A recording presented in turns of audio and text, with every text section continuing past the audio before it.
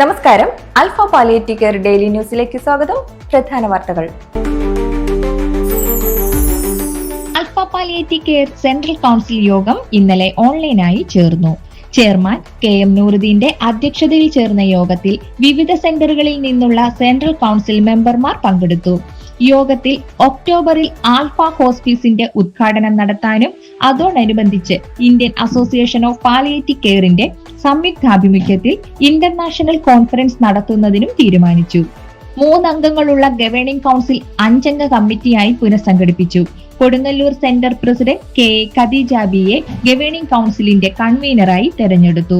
Chandramohan Nair Kuttanad, VJ Thomson Irinjalakuda, doctor TP Jameela Kochi, Shefeer Karumathra Vellangallur എന്നിവരാണ് അംഗങ്ങൾ. Alpha patient care sponsorship campaign സമാപിച്ചു.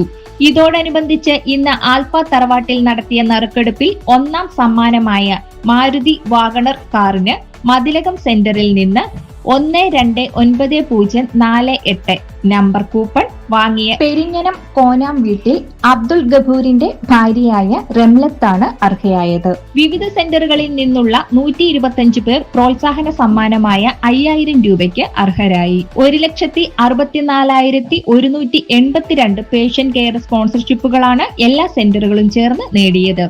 ക്യാമ്പയിൻ വിജയിപ്പിക്കാൻ പ്രയത്നിച്ച ലിങ്ക് സെന്ററുകളെയും നറുക്കെടുപ്പ് വിജയിപ്പിക്കാൻ പ്രയത്നിച്ച ആൽഫ ഹോസ്പിസ് സ്റ്റാഫ് അംഗങ്ങളെയും ക്യാമ്പയിൻ കമ്മിറ്റി അഭിനന്ദിച്ചു. Alpha medical director doctor Jose ബാബുവിന്റെ നേതൃത്വത്തിൽ ആൽഫ ആശിഷ് കെയർ ഹോമിലെ അംഗങ്ങളെ വിശദമായ മെഡിക്കൽ പരിശോധന നടത്തി.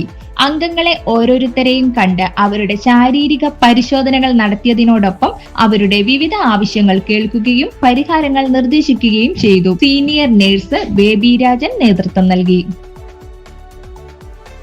Bengaluru saint Joseph college of കൊമേഴ്സിലെ BCom വിദ്യാർത്ഥി Rishabh Vallath Alpha palliative care Ollur സെന്ററിലെ ഇന്റേൺഷിപ്പ് വിജയകരമായി പൂർത്തിയാക്കി. കമ്മ്യൂണിറ്റി ഡയറക്ടർ സുരേഷ് ശ്രീധരനിൽ നിന്നും സർട്ടിഫിക്കറ്റ് ഏറ്റുവാങ്ങി.